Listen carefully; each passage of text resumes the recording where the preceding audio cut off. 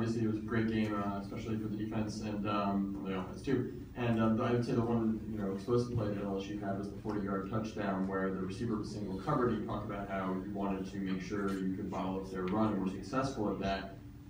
Is it generally your philosophy, and was that on display here, where you want to see what the other team can do best and try to take it away? If they make a terrific play and a different thing, you'll live with that to some extent?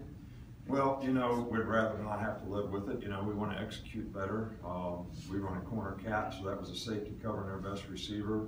And they also motioned over there, and we sort of busted the coverage and didn't go back to 3 deep. There should have been a middle of the field safety. The guy ran a post, so there should have been somebody to help him, and there wasn't. So we didn't make a lot of mistakes, but that was one. And they took advantage of it, and it was a great play, good throw by their quarterback, and a great catch by their receiver. So you got to give them some credit. But we didn't execute very well on that down, and we play single coverage a lot to have good run support, and the corners did a good job for the most part. Back middle, Alex. Nick, can you explain the thought process of the 55-yard attempts right before half? The punting unit was out first, and then you called timeout. I really can't hear you. Can you explain the 55-yard field goal attempt at the end of the first half? I know the punting unit went out first, and you called timeout. Well, there was 21 seconds to go, and I first didn't want to, Adams' range is usually 35-yard line. It was 38, but there was a little wind helping. At first I didn't want to give them the ball if we missed it, there. They complete one pass, and then they got a chance to kick a field goal. But I looked at Adam and I said, "What do you think?" He said, "I think I can hit it." And he got a little wind behind him, and he hit it good. And he makes those kind of kicks a lot. So he really did a nice job today. He did a great job on kickoff. That was a big kick, and he made all his kicks today. So we're really pleased and happy with the job that he did. Go with Andy in the middle. You had mentioned after the Ole Miss game that they came out a little too emotional and it got them out of sorts. How good have they been at being more businesslike and even heel coming into games since that point? Well, I put a lot of emphasis on that this week. The guys focus on preparing to do their job, and do it in terms of your execution on the field. Play every play, one play at a time, like it has a history of life its own, and do it for 60 minutes in the game. Some of the basic fundamental things, and not get involved in the hoopla of the game and the emotion of the game, to where you go out there and you don't execute, you don't play with discipline, and you don't do your job very well. And those things lead to negative plays, and bad things usually happen. So I thought our players did a great job of that playing on the road, and I thought they did a great job of that playing here today. Up front here with Mark.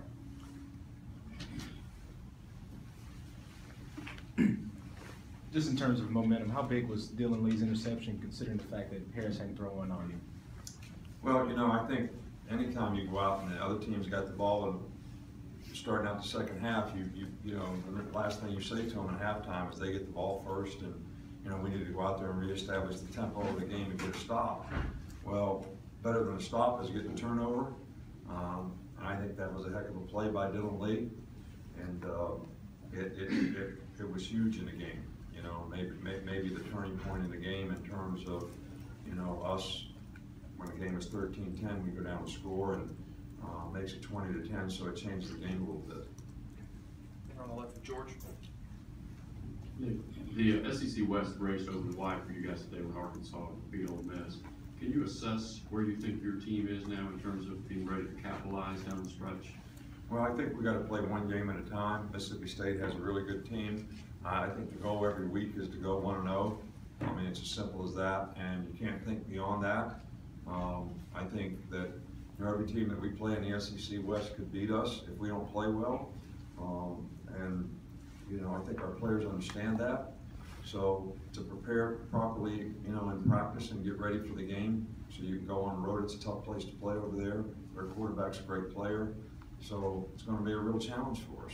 And I like the way, I always have liked the grit of this team. I've always liked the way this team competes. We don't always execute right, and people can criticize the penalties and negative plays that we have sometimes, but ability to overcome adversity has not been an issue with this group so far. So hopefully we can continue to persevere. Two more quickly, Dwayne and then Dennis. Yes, Coach, we, over here, Coach. Right. We had talked, I asked you about Kenyon Drake. You said it would be welcome if he had a productive game. How nice was it to see him make plays? He did have a very good game today, and he ran the ball effectively, caught some passes, did a really nice job, and we need that. I mean, Derek carrying the ball 38 times. We got to get somebody else, that can carry the ball. Kenyon carried it some.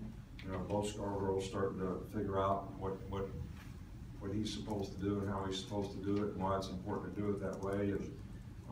And Damian Harris has played some, so we're probably going to need to get something out of those guys too down the stretch. Last one over here with Dennis. Nick, how different, better is this team than the one that lost to Ole Miss? I don't think it's any different. We got the same players that we had before. I think the maturity of the team, the lessons learned from the experience that they had in that game, probably, helped them mature, helped them fix some of the things that needed fixing, got them to understand what it takes to, go out there and execute with consistency and how important that is, and how important it is to pay attention to detail and do the little things correctly. And I think that's why we've improved as a team, because we've done that better in some of the games that we've had. And sometimes the best time to teach, and I hate to say this, is when things don't go well.